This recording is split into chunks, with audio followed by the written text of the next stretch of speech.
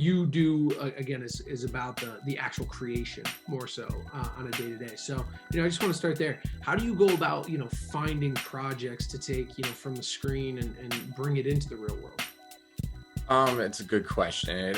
I mean, it goes in two different directions, whether it's older IP or whether it's upcoming IP, and that can be film, albums, TV shows, podcasts, like any type of entertainment. It kind of all blends into it. But a lot of what we do is producing films in concert, where it's a screening of a film with a live orchestra playing the score and soundtrack live on stage.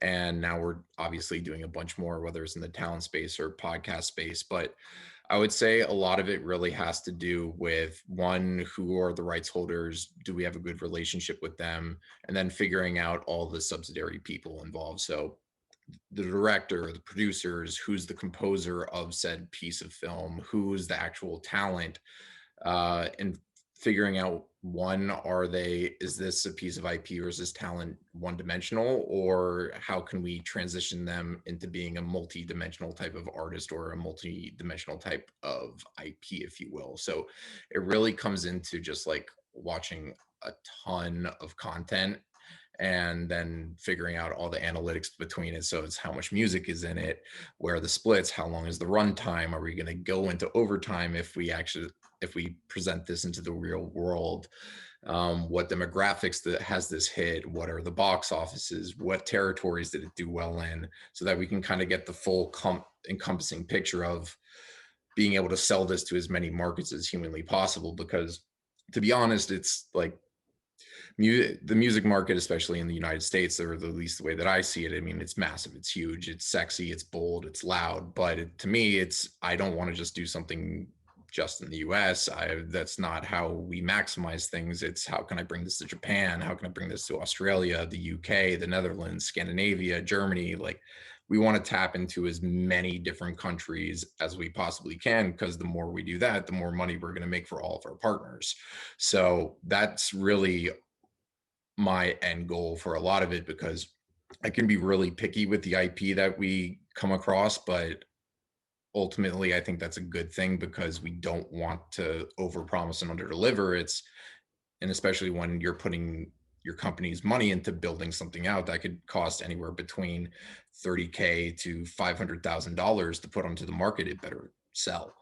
So so it's really looking at all the facets of who's involved. And for me, I think one thing that I am super interested in, especially in the talent space, is figuring out who are those hyper creatives. So going back to Chris's point earlier, you got to do more than one thing. Yes, you can hone your skill sets, you find your fans in that area, but you better be thinking of 30 other ideas, whether it's you want to write and I don't care if they're bad or if they're good or whatever, just as long as you're thinking differently and you have an appetite to go try something new, where we can be flexible and kind of build it from the ground up and then scale as it grows. You better be thinking about all that type of stuff. So to me, that's, I think, where a lot of this is going. The non-traditional touring world, where you're going into symphony halls and performing arts centers or amphitheaters, you're not going to your standard clubs. I think there's a lot of room for growth there, especially as this develops. I mean, the pandemic obviously sucked for music, because most people make their money through touring and through merch, and that's been gone for a year, and it will continue to be gone for a little bit in 21. But if you have that creative lens, where you take the time to kind of sit back, create content, and develop your skills and figure out what you want to do, then people are going to be knocking at your door left, right, and center. So I think a lot goes into it when identifying a piece of IP or a piece of talent for this type of space. And I think the more that people lean into it and want to get their message across, the better. If you're taking a musician, let's just say it's like John Mayer, for instance, where he wants to do a tour or that has like a public speaking engagement, but it's a non-traditional thing. It's kind of figuring out what's that rock star moment. When you're going to a concert, you know what that rock star moment is. It's when the lead singer throws their shirt off and you catch it, or you get the guitar pick flick. But it's like, how can you create that same type of moment where audience and fans are going to be like, that was tight, even if it's just a spoken word show or if it's just an interview style format. And a lot of that comes from live audience Q&A. You get a chance to ask this person who you idolize an unfiltered question and get their unfiltered response. They may tell you to go shut up, it was a stupid question, but you're still gonna get that, and you're gonna be like, I X, Y, and Z just told me to go shut up. Like, that's awesome. You're gonna tell people about that. Definitely. And, Yeah, I think it's. I was gonna say, I didn't mean to cut you off, but yeah, I think that's really what it's about. It's just like artists being able to continue to share stories in different mediums. It's like, hey, if you're starting with the music, that's a great place. Now it's like, hey, what else are you about? It goes back to like, hey, who's your audience? Who are you trying to talk to? What do you care about? You know what I mean? And going and finding those people and then creating, something around it. Because at the end of the day, that's what people are looking for when they go to a live event. They want that emotional moment that attaches them. And if you can get it in a different way, like not just the music and in a Q&A, that is like, oh my God, it takes it from like here to here where you're like, I actually spoke to them.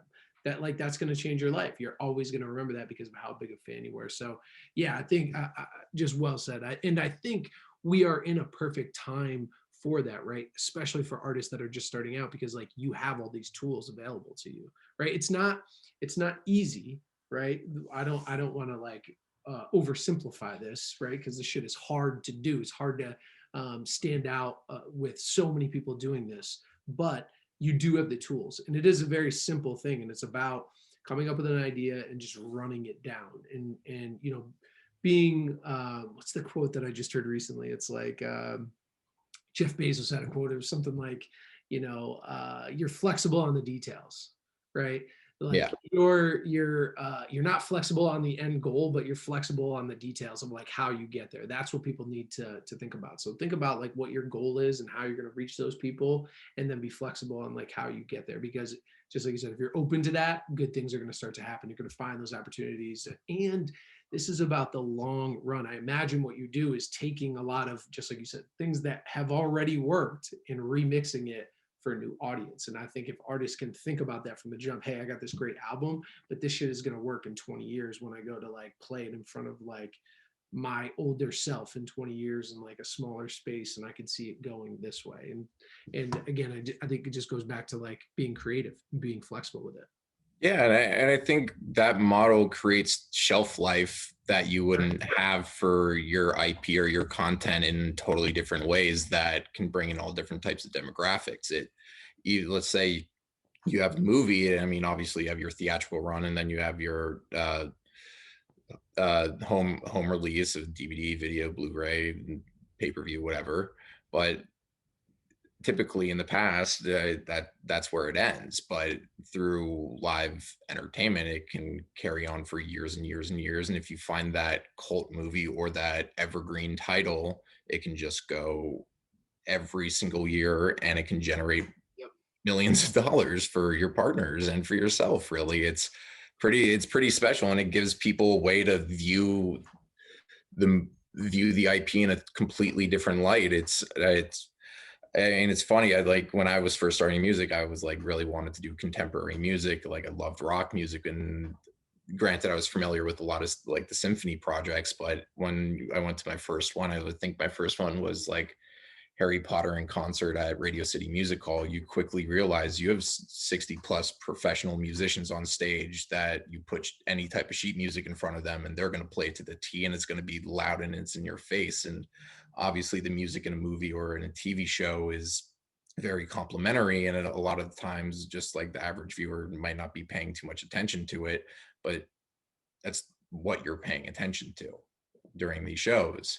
And the more artists that can get involved with it, it's like you have the Metallica S&M album that they did with the San Francisco Symphony. You have heavy rock band paired with a symphony. Yeah. That's going to sound completely different from what you're used to, but it's going to be awesome.